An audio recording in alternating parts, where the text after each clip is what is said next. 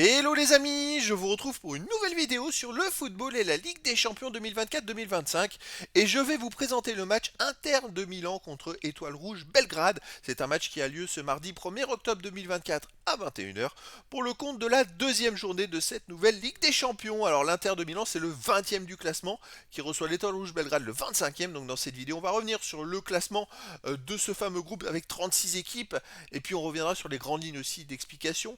On verra ensuite le calendrier et les résultats pour ces deux équipes dans cette Ligue des Champions. Puis on enchaînera par le classement des meilleurs marqueurs et passeurs de cette compétition.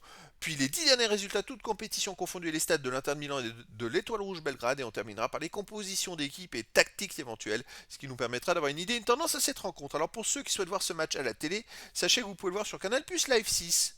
Et donc, au classement, on a donc, alors, les 8 premiers seront qualifiés pour les 8e de finale, de la 9e à la 24e place, les équipes seront qualifiées pour des 16e de finale, et au-delà, les équipes seront éliminées.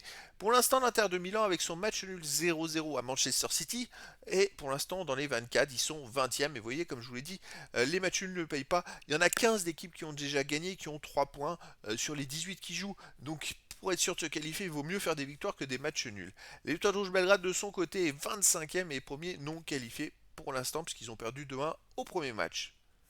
Et justement, par contre, l'Inter du Milan, le match nul qu'ils ont fait, c'est à l'extérieur à Manchester City chez un gros 0-0. Donc c'est quand même une performance intéressante. Là, ils reçoivent l'Étoile Rouge Belgrade, ils iront au Young Boys Bern, ils recevront Arsenal, Leipzig, ils iront à Leverkusen et à Sparta de Prague, et ils recevront Monaco. Donc quand on voit leur calendrier, c'était peut-être l'un des plus gros morceaux dès le début. Ensuite, l'Étoile Rouge, eux, de leur côté, ils ont, euh, ils ont gagné à domicile. Ils ont perdu pour moi contre Benfica. Il va falloir que je me renseigne. Mais il me semble qu'ils ont perdu contre Benfica 2-1 à la première journée. Voilà. De son côté, après, ils vont jouer à l'Inter de Milan et à Monaco. Ils vont recevoir Barcelone et Stuttgart. Ils iront au Milan AC recevoir Eindhoven. Ils iront au Young Boys Bern. Un calendrier quand même très compliqué. C'est vrai que là, ils commencent par une défaite. Et puis après, il y a des grosses équipes qui arrivent. Ça va être une campagne compliquée pour l'Étoile Rouge. Au niveau des meilleurs marqueurs, il n'y a pas de meilleurs marqueurs et de meilleurs passeurs dans les 18 premiers pour ces deux équipes pour l'instant. Les 10 derniers résultats, toutes compétitions confondues et stats, l'Inter de Milan, 3 victoires, 5 nuls, 2 défaites, 15 buts marqués, 11 buts encaissés, plus 4 de différence de but. Alors ils n'ont pas des super résultats.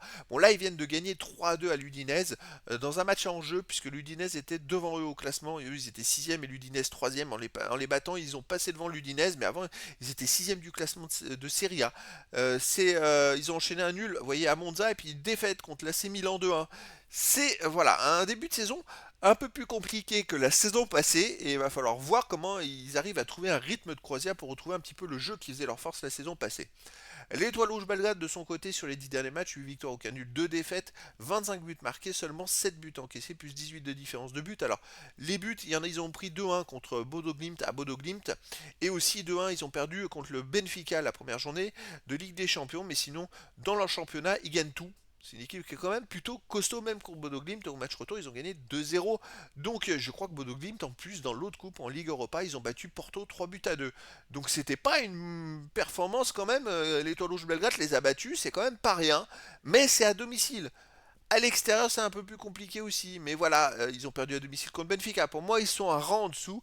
Je verrais bien quand même une victoire de l'Inter de Milan par 2 buts d'écart. Je verrais bien un 3-1 pour l'Inter de Milan. Alors au niveau des compositions d'équipe et tactiques pour l'Inter de Milan, on aurait du 3-5-2 gardien Sommer, défense Bissek ou Pavard, Acerbi, Bastoni, milieu de terrain Darmian, Barella, Kalanoglu, Zielinski et Di Marco, attaquant Thuram et Lautaro Martinez ou Taremi.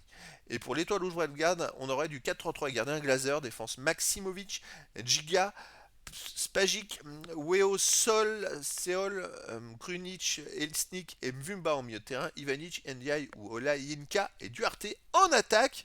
Donc voilà les amis, le décor est planté entre ces deux équipes et donc je vous donne rendez-vous ce mardi 1er octobre 2024 à 21h pour le match de football de la deuxième journée de la Ligue des Champions 2024-2025. L'Inter de Milan, 20e du classement, reçoit l'Étoile Rouge Belgrade le 25e. Voilà les amis, je vous dis à très bientôt pour une nouvelle vidéo.